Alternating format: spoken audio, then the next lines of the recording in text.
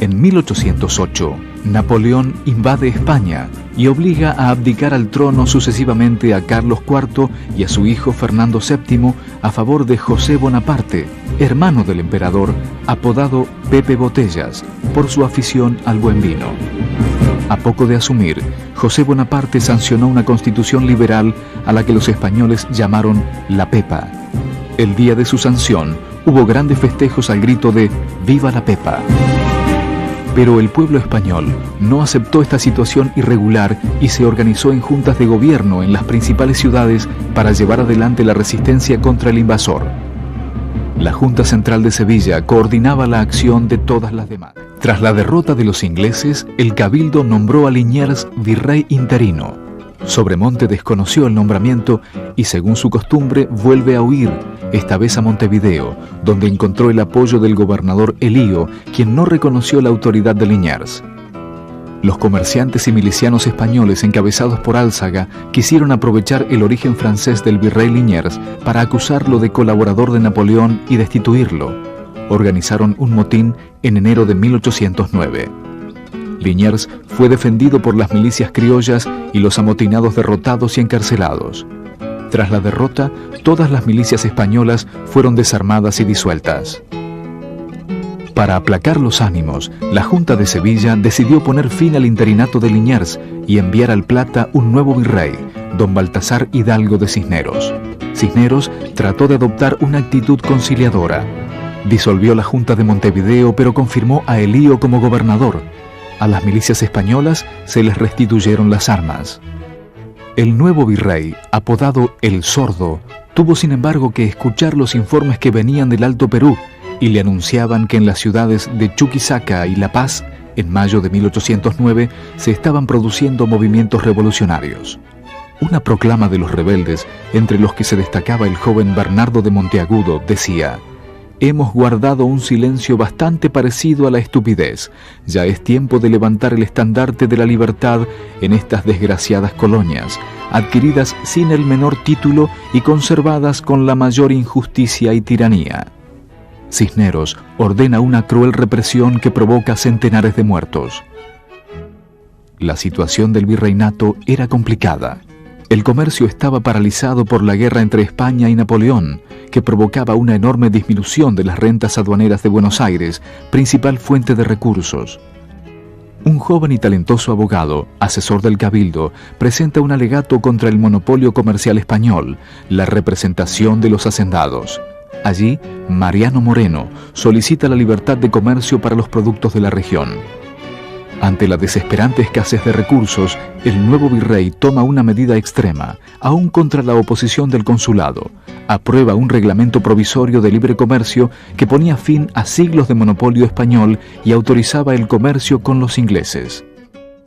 Recién a mediados de mayo de 1810 se conoce en Buenos Aires la noticia de la caída de la Junta Central de Sevilla, último bastión del poder español en manos de las tropas napoleónicas. El virrey Cisneros debió reconocer públicamente las novedades de España el 18 de mayo. Ante la gravedad de los hechos, los vecinos solicitaron la convocatoria a un cabildo abierto que se concreta el día 22.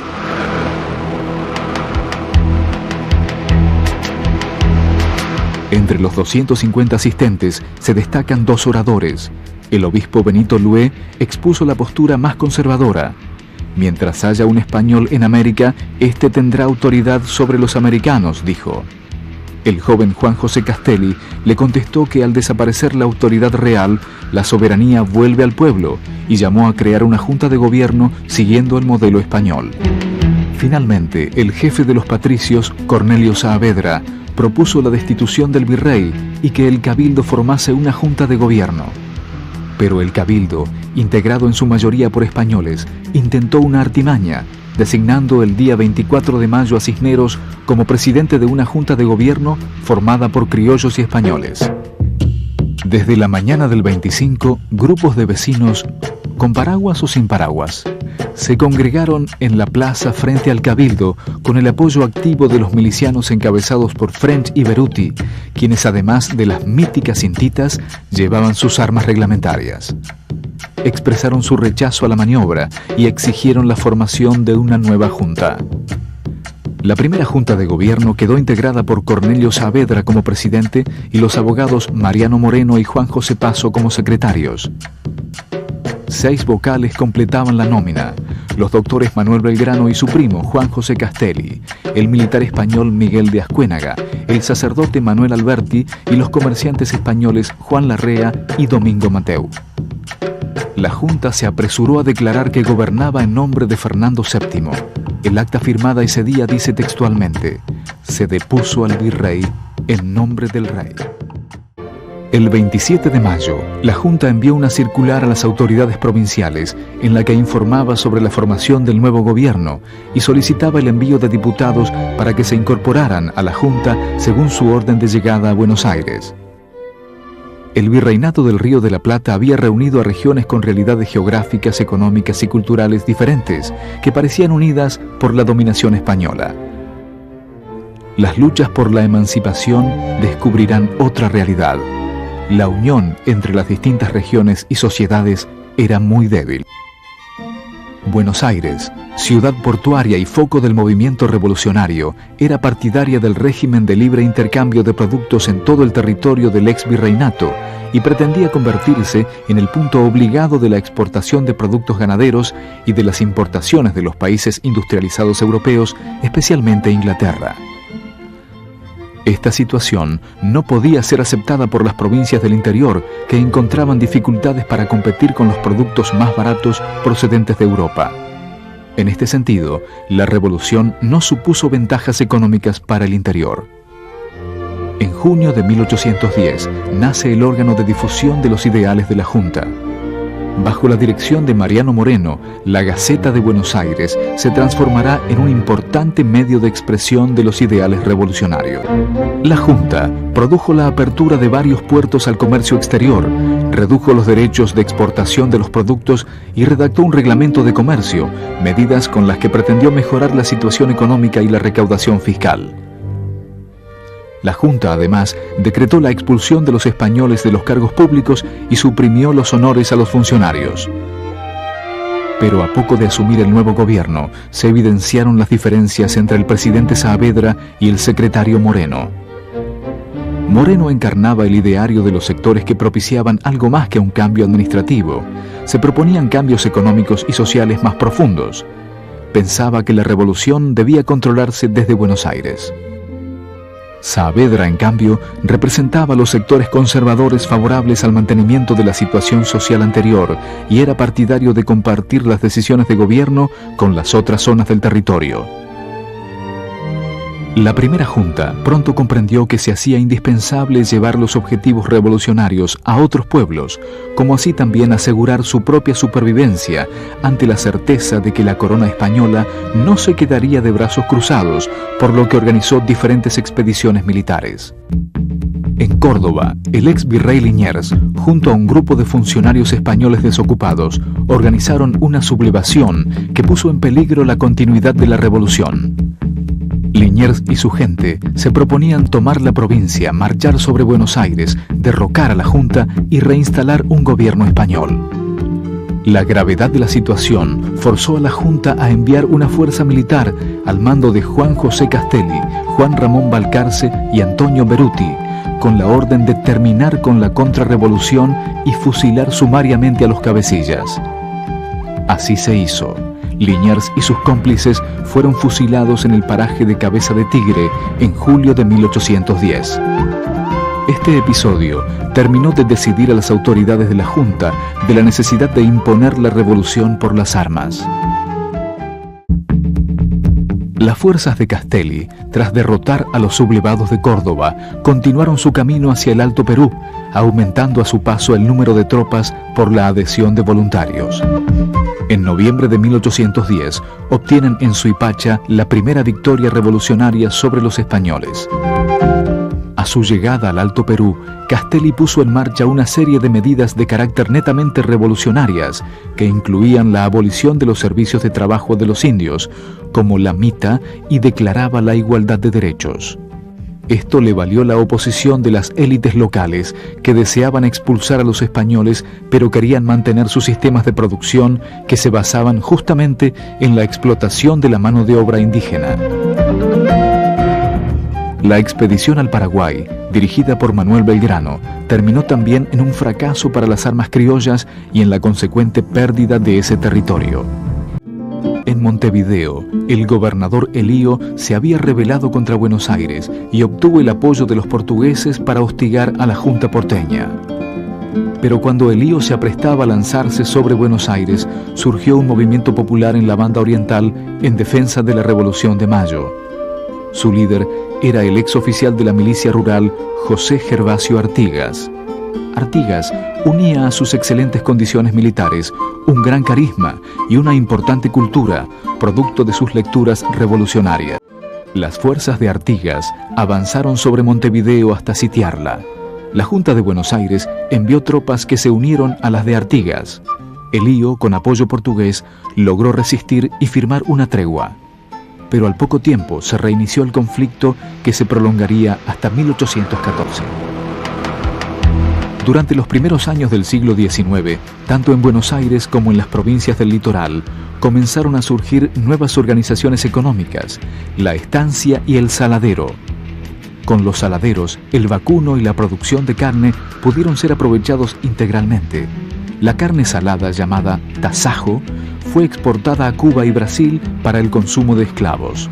Esto contribuyó a consolidar el poder económico y político de hacendados y saladeristas. Las provincias del litoral eran las que más cerca estaban de las aspiraciones porteñas. Acordaban en eliminar las barreras aduaneras y aumentar el intercambio con el exterior, pero exigían que Buenos Aires dejara de manejar la aduana y por lo tanto pedían su nacionalización. También pretendían que se aceptara la libre navegación de los ríos interiores, el Uruguay y el Paraná, para que los productos del exterior arribaran directamente de sus lugares de origen a los puertos provinciales sin pasar por Buenos Aires. Entretanto, en Buenos Aires se ahondaban las diferencias entre Saavedra y Moreno. Moreno, preocupado por los sentimientos conservadores que predominaban en el interior, entendió que la influencia de los diputados que comenzaban a llegar sería negativa para el desarrollo de la revolución y se opuso a su incorporación al Ejecutivo. Triunfó la posición encabezada por Saavedra y Moreno se vio obligado a renunciar y a alejarse del país, encabezando una misión diplomática en diciembre de 1810. Morirá misteriosamente en alta mar el 4 de marzo de 1811. Saavedra lanzará su famosa frase: «Hacía falta tanta agua para apagar tanto fuego». Tras la renuncia de Moreno, los diputados provinciales se incorporan a una junta grande. El deán Funes, representante de Córdoba, lideró a los sectores que no estaban de acuerdo con los cambios radicales propuestos por los morenistas y se alió con los saavedristas, cuya tarea más importante fue la elaboración del reglamento del 10 de febrero de 1811, por el cual se creaban juntas provinciales de gobierno en las intendencias, presididas por sus respectivos gobernadores intendentes, las que se ocuparían de todos los asuntos públicos, aunque subordinadas a la Junta Superior, esto es, a la Junta Grande. Por cierto, dicho instrumento de gobierno mostraba a las claras la subordinación a Buenos Aires, lo que disgustó a muchos hombres del interior. Pero la Junta Grande estaba muy complicada en sus luchas internas, lo que la tornaba sumamente ineficiente.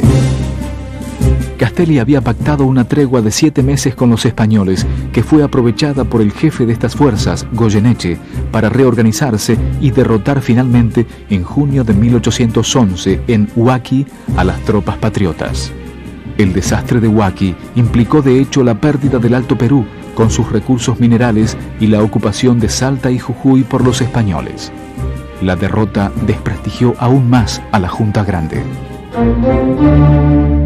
Los saavedristas perdieron peso político y se decidió modificar la estructura del gobierno, creando un ejecutivo de 3 miembros. El triunvirato quedó integrado por Juan José Paso, Feliciano Chiclana y Manuel de Zarratea. Bernardino Rivadavia ocupó el cargo de secretario y será el ideólogo del nuevo gobierno. La confusión política fue en aumento. No quedaban claramente delimitadas las funciones de la Junta Grande, el triunvirato y el cabildo. Por iniciativa de Rivadavia, fueron disueltas las juntas provinciales y hasta la propia Junta Grande. Entretanto, Manuel Belgrano, camino a hacerse cargo del Ejército del Norte, hizo formar a sus tropas frente a una bandera celeste y blanca a orillas del río que a partir de entonces se llamaría Juramento. Comunicó su acción a las autoridades descontando la aprobación del triunvirato. Sin embargo, el cuerpo ejecutivo le responde en estilo rivadaviano, que espera que repare tamaño desorden y le ordena deshacerse de la bandera y volver a utilizar la española. Belgrano, indignado, obedece las órdenes. Después de todo, y continuando con la estrategia de la máscara de Fernando VII, había elegido para la bandera los colores borbónicos que lucía en su pecho el monarca español. A principios de marzo de 1812 llega a Buenos Aires el teniente coronel don José de San Martín, acompañado por los oficiales Carlos María de Alvear y José Sapiola, entre otros. San Martín y sus compañeros de viaje habían tomado contacto en Londres con el revolucionario venezolano Francisco de Miranda. A poco de llegar fundaron la Logia Lautaro, de ideales cercanos a la Sociedad Patriótica liderada por Bernardo de Monteagudo. Monteagudo expresaba a través del periódico Mártir o Libre los ideales de emancipación y cambios profundos. San Martín se presentó ante el triunvirato. De inmediato le fue reconocido su grado militar y se le encargó la formación de un regimiento de caballería para proteger las costas del Paraná de los ataques españoles. A fines de julio de 1812, el general Manuel Belgrano encabezó la retirada de toda la población de Jujuy y Salta hacia Tucumán, dejando al enemigo solo tierra arrasada. A este heroico episodio, protagonizado por hombres, mujeres y niños de las provincias del norte, se lo conoce como el Éxodo Jujeño.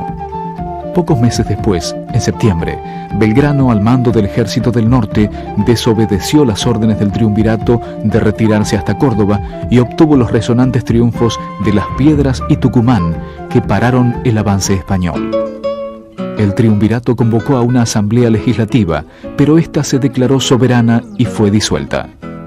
Ante esta situación, el 8 de octubre de 1812, los granaderos de San Martín, junto a otros regimientos, se desplazaron hacia la Plaza de la Victoria, actual Plaza de Mayo, para demostrar, como dijo San Martín en aquella ocasión, que no siempre están las tropas como regularmente se piensa para sostener gobiernos tiránicos, aludiendo a la mala administración del primer triunvirato.